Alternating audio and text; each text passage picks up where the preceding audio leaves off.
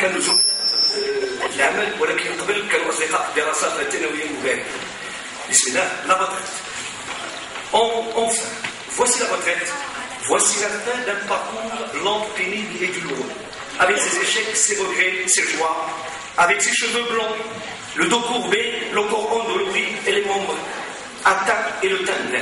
Messieurs, je ne sais si la retraite est une fête ou une défaite, la fin de l'espoir ou du désespoir. Au début, je croyais tout savoir, mais à 60 ans, j'ai su que je n'ai jamais rien su, ni les hommes, ni les choses, ni l'amour, ni la haine, ni les sciences, ni la conscience. Je vivais ma jeunesse avec enthousiasme et allégresse, sexagénaire que je suis pour ma vieillesse avec résignation et abnégation. Tellement mes souffrances sont immenses, j'ai acquis tant de manie et de maladresse. On m'appelait monsieur. Je suis devenu en un laps de temps, seulement 40 ans, le vieux. Je faisais comme tout le monde les 100 pas.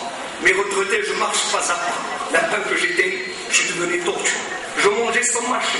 Maintenant, je marche sans manger. En attendant le trépas. Pour mes élèves, je ne suis qu'une ombre. Ils n'ont à l'esprit que mes moments sombres, mes gaffes, mon pantalon usé, mes lunettes fussionnées, mon accent hémitique étrange, bien sûr mon tricot orange, et ma prothèse dentaire gênante. Les amis, j'en avais autant que mes cheveux. Maintenant, où sont-ils? Se sont-ils évaporés ou engloutis par un abîme infini? Certains dans la rue me sourient, d'autres au café me soulagent. Il a dîné quand même ma colère et ma rage. Lorsque je me plains de mes douleurs, ils le trouvent bénigne. Et quand je leur avoue mes ennuis et mes malheurs, ils sont morbides. À quel sein me vouer? Je me sens saut au milieu de foule, ma tête est pleine de vagues et de houles. Que faire? Mes enfants, ils me fuient. Ils ont leur vie, mes propos les agacent, ils oublient vite mes conseils et mes menaces. Imaginez la scène d'aujourd'hui même. Après le déjeuner, ils ont discuté du sport et des sportifs dont les noms sont imprononçables. J'ai essayé de leur parler de ma ville, de ces moments de gloire, de ces champions, de ces stars. Et Yaji, Khadoul, Bibi, Jaoui, Touzel et autant d'autres encore. Je l'ai même raconté la vie d'un sportif de haut niveau, handballeur de renommée, athlète émérite, fierté de notre lycée, chouchou des adolescentes en son ans. J'ai prononcé le nom de Simon Gruzel dans certains pas.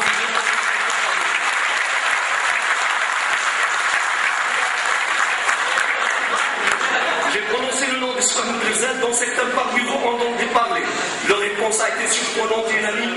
Ils ont même interpellé leur mère. Papa, tu dévagues, tu souffres sans doute d'amnésie. Tu mélanges les héros de la mythologie hellénique avec la vie authentique. Tes lectures d'anciens t'ont brouillé les méninges. Je me suis tu et j'ai décidé de je n'avais intervenir. Ma femme est la seule qui m'écoute et respecte mes délires. Il a ma raison et ma déraison. S'il m'a sauvé de mon passé, de mes pensées, de mon égarement et de mon instance, moi, je l'ai ravi de ces rêves de jeune fille et je l'ai emprisonné dans mon avenir. Je lui ai même caché ses souvenirs. Parfois, il me traite de râleur, de bavard, d'avare, car à son avis, je suis encombrant. Je m'immisce dans ses affaires, surtout en plaisir. Il m'a qualifié de grogneur, de hableur, de critiqueur. J'ai crié, attention, c'est faux. Il a déclaré sur le champ, vous dites directeur, professeur, censeur, et pourquoi ne pas dire surveilleur puisque vous dites veilleur. Et vous dites économeur, critiqueur. À mon avis, la langue que tu as étudiée, que tu as enseignée pendant 40 ans est illogique. J'ai hoché la tête. Moi, je déteste les fautes. Quand j'entends une faute à la télé, je l'éteins. Quand je vois une erreur dans mon journal, je le froisse. Cela me donne des démangeaisons. Il me bouleverse. Une faute me fait plus de mal qu'une petite interne. Il me rappelle le carton de mon enfance. En plus, c'est une faute commise chez moi. Je n'aime pas qu'on insulte Molière et sa langue. Chère femme, tu sais qui est Molière? Jean-Paul Colin dit Molière, fils du tapissier du roi.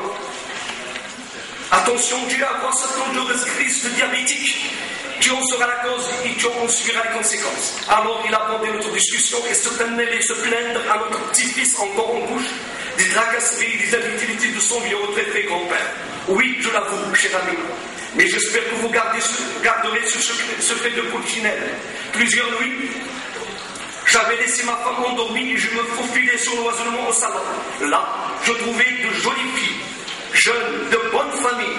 Ils m'attendaient. J'avais invité Tansamanche, Fèvre, Andremac, la Marquise de Glaive et tant d'autres encore. Mais la plus merveilleuse était Madame Bovary. Je plains le pauvre Charles pour toutes ses souffrances. Parfois, je m'endormais au réveil, je la trouvais collée à ma poitrine. C'était magnifique. À l'occasion de 8 mai, je crois que nous devons tous de l'amour pour nos femmes, du respect, mais nous devons du respect, encore du respect, et beaucoup de respect pour toutes les femmes.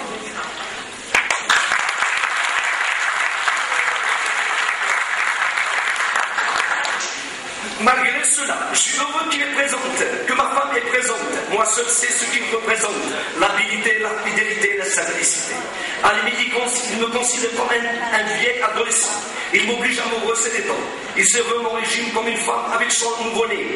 Mais des habits de circonstances, il n'oublie pas ton rendez-vous avec ton médecin. L'aurait-il avec un ton ferme et sérieux.